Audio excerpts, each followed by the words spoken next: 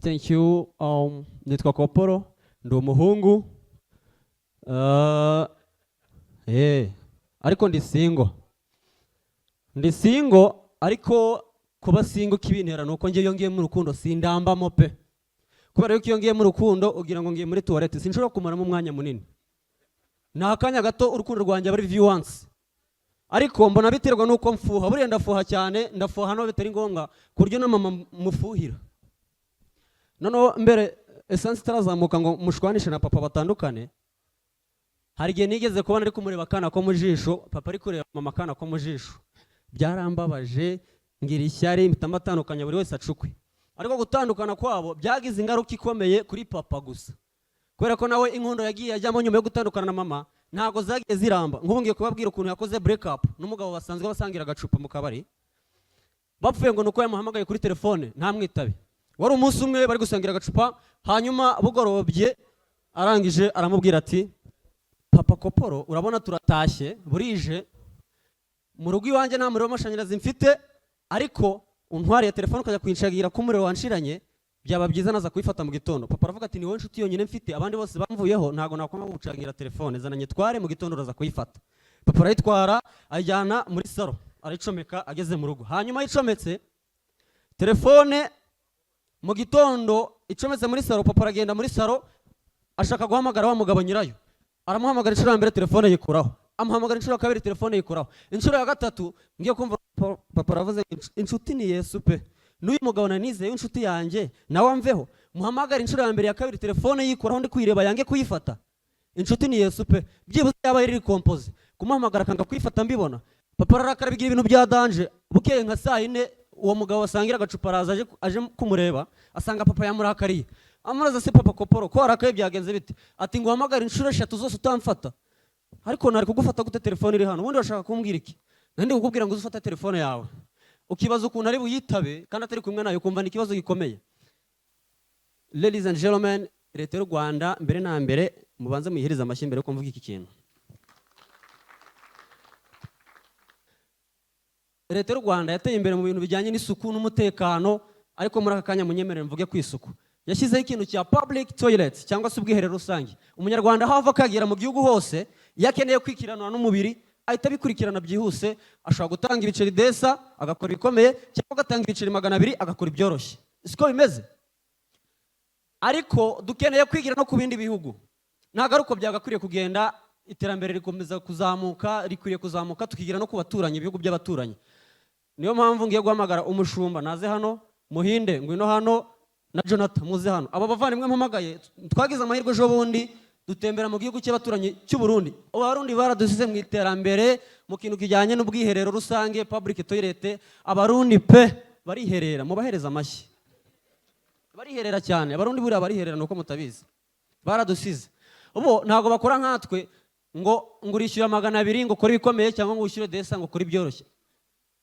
Noneho ukuntu bimeze aba bavandimwe twagiyeyo, abarundi bo ntago bakora nkuko navuze. Bo bafite ukuntu bafitemo n'ikorana Burundi cyangwa ikoranabuhanga muri toilette zabo, bafite umunzani upima ibiro by'amantuza wataye, wishyura bigendeye ku mantuza watayemo, bishyura bagendeye ku biro.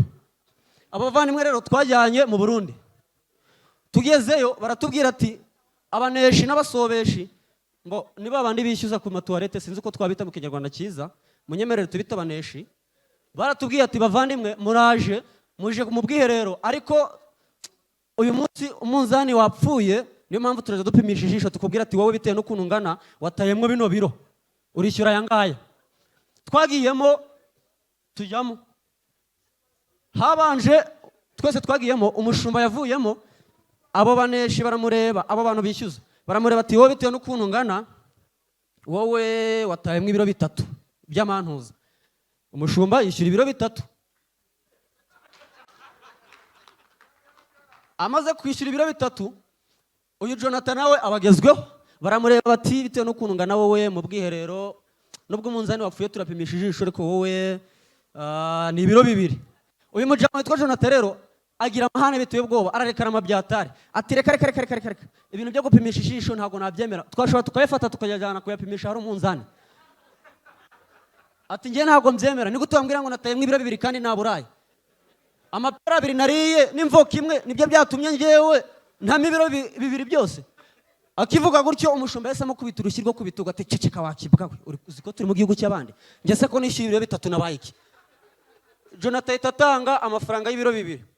Ubwo nanjye nari ngezweho, barandeba ati kano kajane bitewe no kangana ni 1.5 kilo.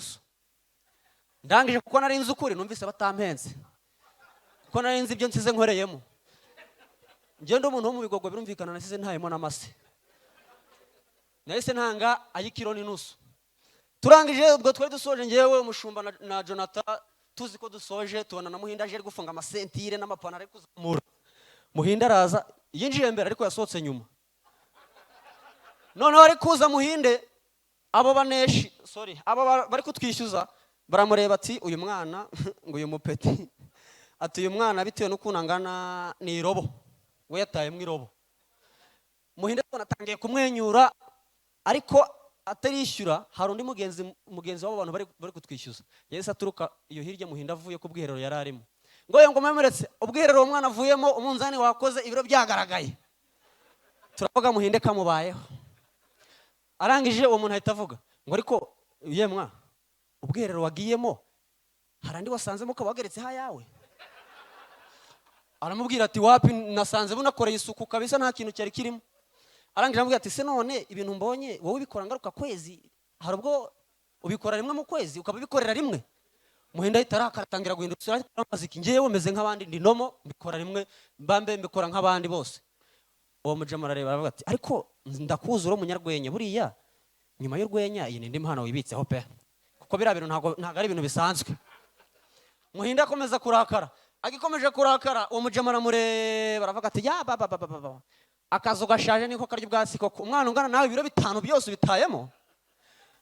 Tugira ngo Muhinda agiye kurekrama, twumva araserebuye ngo ngo bala we ngo nanzi ngo ndahagurukira mu 10 ahubwo today is the day. Muhinda rega bayishyuye ibiro 10 aho ngaho ni na gutyo ngenda. Thank you so much. Ina discipline yabirimo kuzana amaraso Yesu yesino stage. Amaraso Yesu yesino stage.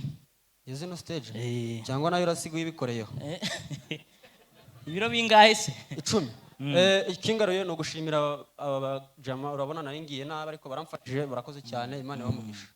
Sibyo mubahereza amashyi. Ibiro 5 byanjye biragutabaye. Amashyi menshi cyane ku biro 5 byanjye.